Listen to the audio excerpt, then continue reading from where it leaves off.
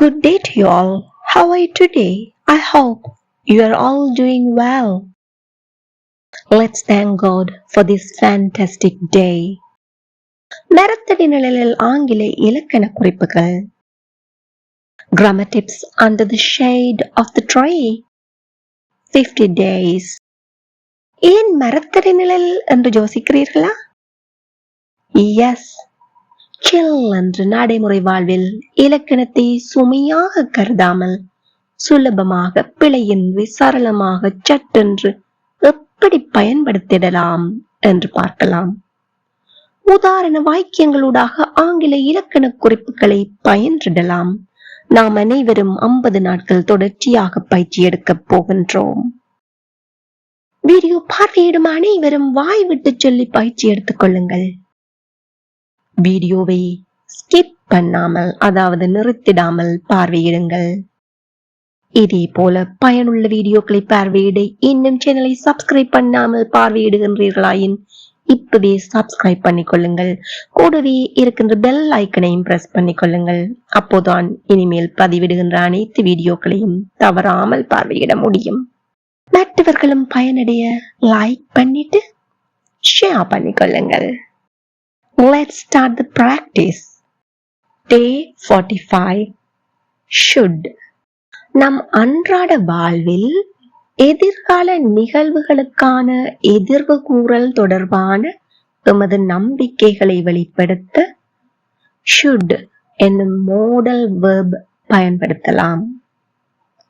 We can use should to express our belief about the probability of a future event based on our knowledge of the situation or circumstances.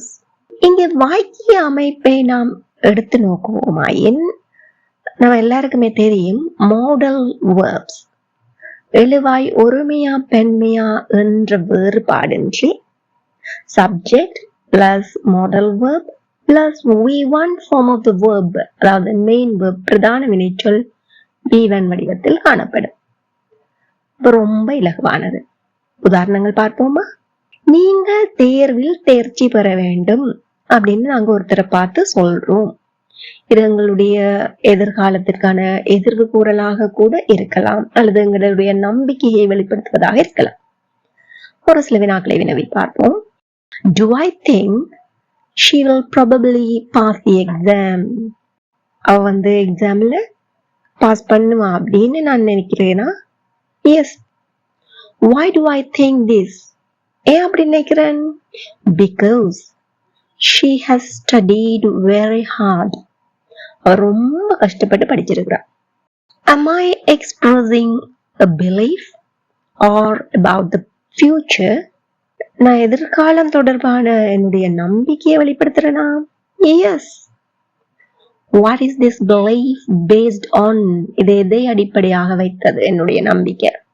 ஆமா, என்னுடைய அந்த person, நான் யாரை பற்றி பேசுகிறேனோ அவரை பற்றிய அந்த பரீட்சையை பற்றிய அறிவை அடிப்படையாக கொண்டது.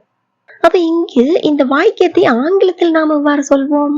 Subject plus should plus V1 form of the verb. இங்க subject என்ன எழுவா? நீங்கள் should, you should pass the exam. You should pass the exam. Again, you should pass the exam. ரொம்ப இலகுவா இருக்கு இல்லையா? மேலும் உதாரணங்கள் பார்ப்போம். நீங்கள் சலாட் சாப்பிட வேண்டும். உங்க எல்லாருக்கும் தெரியும், ஒரு ஹெல்த்தி டயட்ல வந்து சலாட் வெரி இம்பார்ட்டன்ட். அப்ப இதை எப்படி ஆங்கிலத்துல சொல்வோம்? Very good. You should eat salad. You should eat salad. Again, you should eat salad. நாம் விரைவில் வெளியேற வேண்டும். இங்க எழுவா என்ன? Well then we, அப்போ வாக்கியம் வரமையும் we should leave soon. We should leave soon. எங்கூட சேர்ந்து வாய் விட்டு சத்தமா சொல்லி பாருங்க. We should leave soon. அவன் தனது அறையை சுத்தப்படுத்த வேண்டும். எழுவா என்ன? அவன் he should clean his room. he should clean his room. Again, he should clean his room. மேலும் உதாரணங்கள் பார்ப்போமா? நீ அவளை நம்ப வேண்டும். You should trust her. You should trust her. Again, சத்தமா சொல்லி பாருங்க. You should trust her. நான் உன்னை பாராட்ட வேண்டும். இங்க எழுவ என்ன? ஐ. ஆனாலும் எங்களுக்கு எழுவ உரிமையா பெண்மையா அப்படின்ற கவலையே இல்லை. அதனால வாக்கியத்தை எப்படி சொல்வோம்? I should congratulate you. I should congratulate you. Again, எல்லாரும் என்னோட சேர்ந்து சொல்லி பாருங்க. I should congratulate you. அவர்கள் போக வேண்டும். ரொம்ப ஈஸி இல்லையா? நீங்களே சொல்லி பாருங்க. Well done. They should go.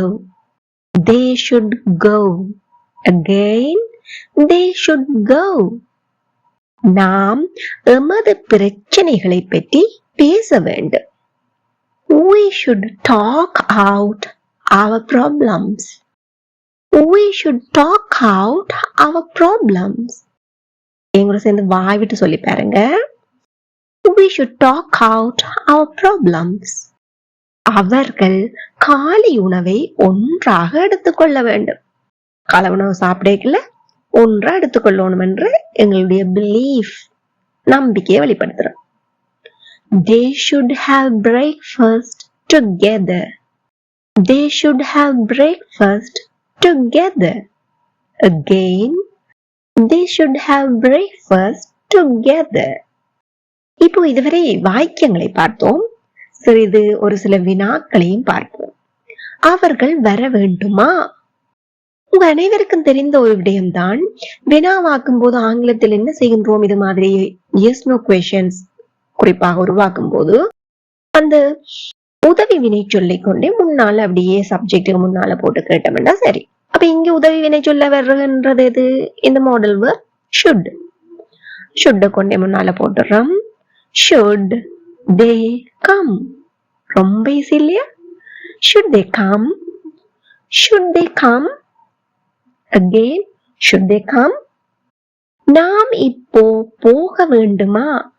மறுபடியும் வினா. Should we go now. Should we go now.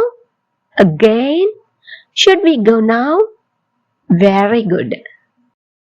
அவன் அந்த புத்தகத்தை வாங்க வேண்டுமா? Again, question. Should he buy that book. Should he buy that book. Should he buy that book.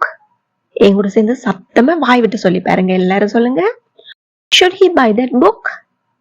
Well done. நான் அதை கேட்க வேண்டுமா? மறுபடியும் வினா. ட்ரை பண்ணி பாருங்க. Very good. Should I ask that. Should I ask that. Again, should I ask that. Now, this is the time for you to check your understanding. அவன் இப்போது போக வேண்டும். அவன் இப்பவே போக வேண்டும். சீதா இப்பவே ஓய்வெடுக்க வேண்டும். நான் அவனுடன் போக வேண்டுமா? Please comment your answers. Don't worry about the mistakes. பிளவிட்டுரும் பிளவந்துடும் அப்படின்னு கவலைப்படவே வேணாம். Comment your answer. Use the opportunity.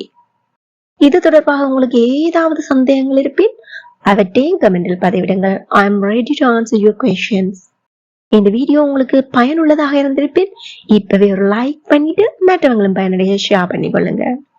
இதே போல் மேலும் பயனுள்ள பல வீடியோக்களை பார்வையிட சேனலை சப்ஸ்கிரைப் பண்ணுவதோடு அருகே உள்ள பெல் ஐக்கனையும் பிரஸ் பண்ணிக்கொள்ளுங்கள். Thank you for watching.